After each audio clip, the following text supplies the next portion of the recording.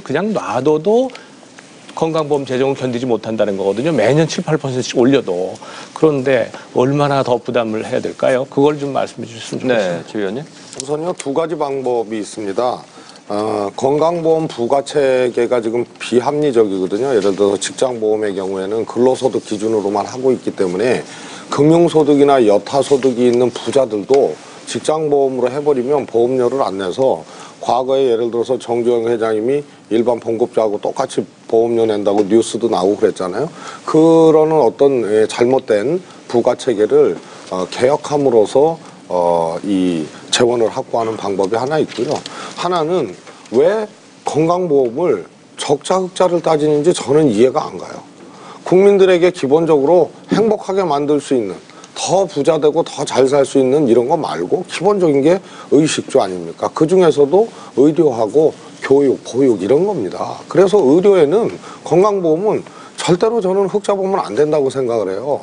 다만 국가재정이 어디까지 감내할 수 있는 부분인가, 이것은 건강재정 부가체계를 개혁하는 것 하나하고 결국은 1% 슈퍼부자 증세를 통해서 이런 데에 서비스 손길이 골고루 갈 수 있는 재원을 확보하자는 것입니다. 그래서 결국은 지금 각 단락별로 토론하는 이 문제가 대한민국 조세체제를 어떻게 할 거냐, 그중에서 소위 말해서 일반인들에 대한 어떤 담세율 그런 것은 그냥 놔두고 소위 1% 슈퍼부자들에 대한 문제를 어떻게 해서 증세를 할 거냐, 이 문제로 결국은 충돌하게 돼 있는 거죠.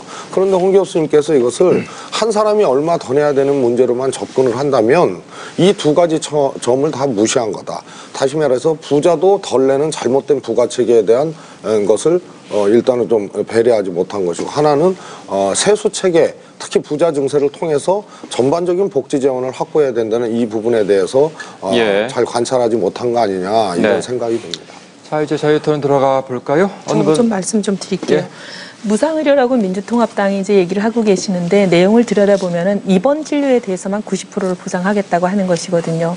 이렇게 되면은 총 본인 부담률이라는 게 현재 62.7%에서 71% 정도로 한 8.6%만 올라가는 겁니다.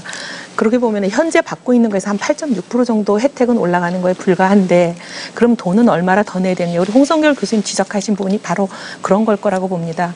지금 보면 민주당이 얘기하는 걸로는 뭐 얼마 안 되는 걸로 되어 있지만, 아까 우리 민주통합당의 노회찬 의원님께서도 90% 보장률을 하려면 한 14조 든다 그러셨는데, 대충 한나라당이 추계한 것도 한 13.3조 정도의 돈이 더 듭니다. 비슷한 하나로라는 그 진보 단체도 말씀을 하셨는데, 이 정도 보장을 하려면은 돈은 한 13조 정도 든다라고 말씀을 하고 계신가, 아마 그 수준이 맞는 것 같습니다.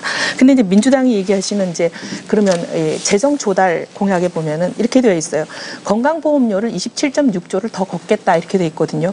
건강보험료를 27.6조를 더 걷겠다라고 하시면 보험료가 현재 5.7%인 게 9.8%까지 올라가야 됩니다. 그 얘기는 뭐냐면 현재 내고 있는 보험료보다 70% 정도를 더 내셔야 혜택은 8.6% 정도 받는 이런 서비스가 된다는 거죠. 근데 우리 지금 좀 전에 최재성 의원님께서 뭐라고 말씀하셨냐면 이 엄청난 이 재정 소요를 어떻게 감당하겠느냐 그랬더니 뭐라 그러시냐면, 지금은 근로소득에 대해서만 보험료를 매기는데 뭐 다른 배당소득이든 이자소득이든 금융소득이든 연금소득이든 각종 다른 소득에 대해서도 보험료를 매기면 재정이 충당이 된다 말씀하셨는데, 그렇게 해서 충당될 수 있는 거는 1,080억에 불과합니다.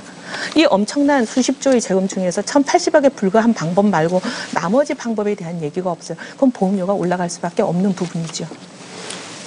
예, 말씀하십시오. 네, 우선요, 그 추계를 좀 잘못한 것 같은데요.